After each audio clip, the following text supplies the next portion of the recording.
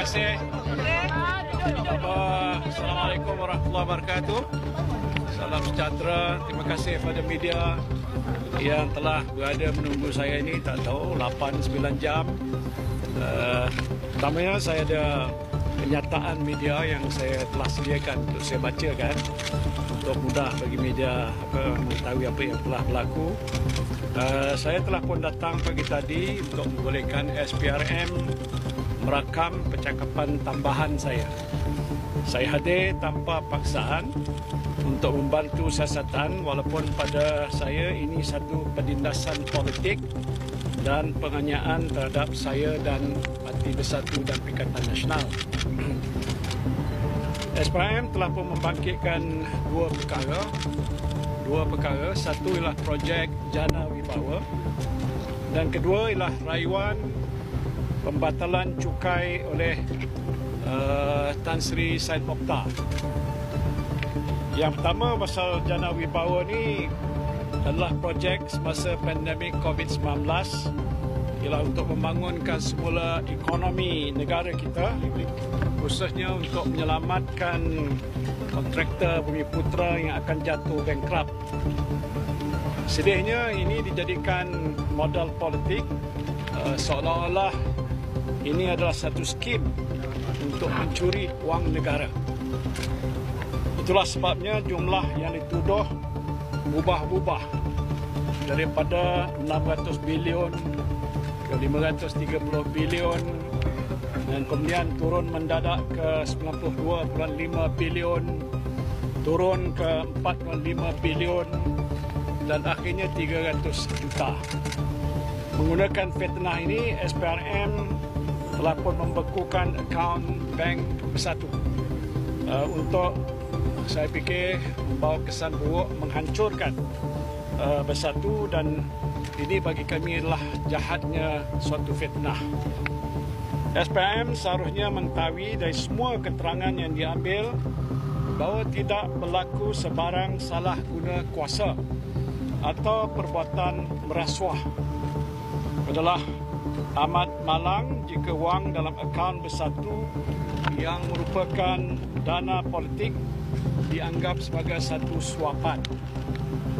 Saya telah menegaskan bahawa saya tidak melakukan apa-apa kesalahan di bawah undang-undang.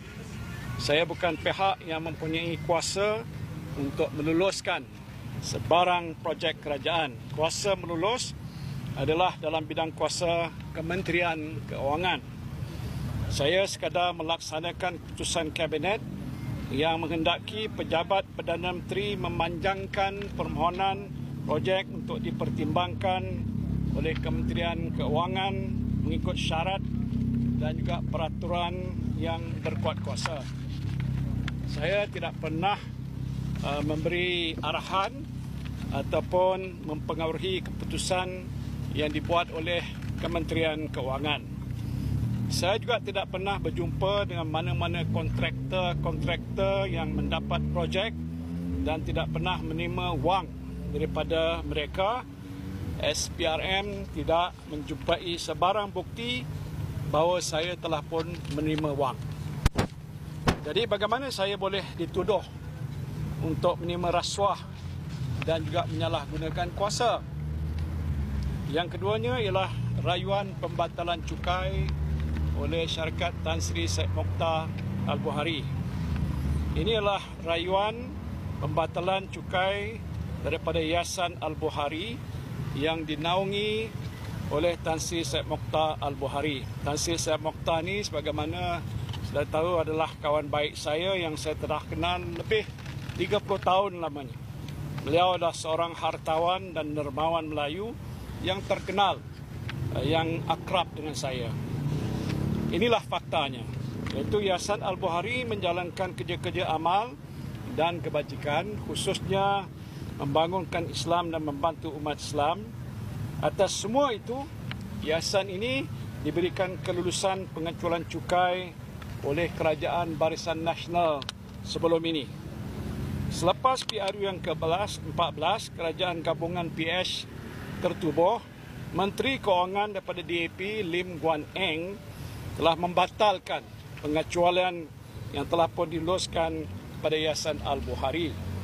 Semasa saya menjadi PM, Tan Sri Syed Mokhtar telah membuat rayuan atas pembatalan tersebut. Saya telah meminitkan sila teliti rayuan ini. Sekiranya teratur, saya tiada bantahan. Itu minit saya. Dan itu tidak merupakan satu arahan ataupun kelulusan. Jadi rayuan telah dipertimbangkan oleh MOF dan Lembaga Hasil Dalam Negeri, dan kemudiannya mereka yang meluluskan, bukan saya yang meluluskan. Dan oleh sebab minit saya itu, saya kini didakwa menyalahgunakan kuasa saya. Jika ada sumbangan dari Tan Sri Syed Mokhtar, inilah sumbangan politik yang dimasukkan terus ke dalam akaun Bersatu, bukan ke akaun saya. Saya tak terima walau sesen pun. Satu sen pun daripada sumbangan tersebut tidak diberikan kepada saya untuk kegunaan saya sendiri. Saya tahu Tan Sri Syed Mokhtar ada memberikan sumbangan keuangan juga pada parti-parti politik yang lain selama berpuluh-puluh tahun. Jadi bukan Bersatu saja yang telah diberikan sumbangan. Ini termasuklah parti-parti politik pemerintah yang lalu dan yang sekarang ini, saya percaya.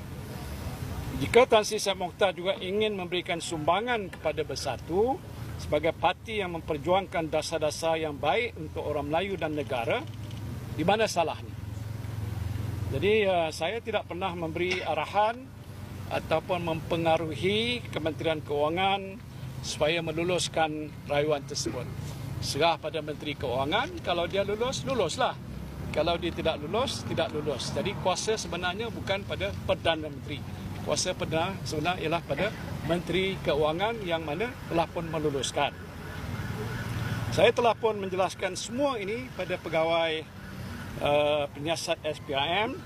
Dalam keadaan biasa, tiada asas untuk mendakwa saya di bawah mana-mana undang-undang. Tetapi telah ada arahan daripada pihak yang paling berkuasa dalam pentadbiran negara supaya saya didakwa, bagaimana yang saudara lihat pada hari ini. Jadi walau apapun penjelasan yang saya berikan, saya tetap akan didakwa.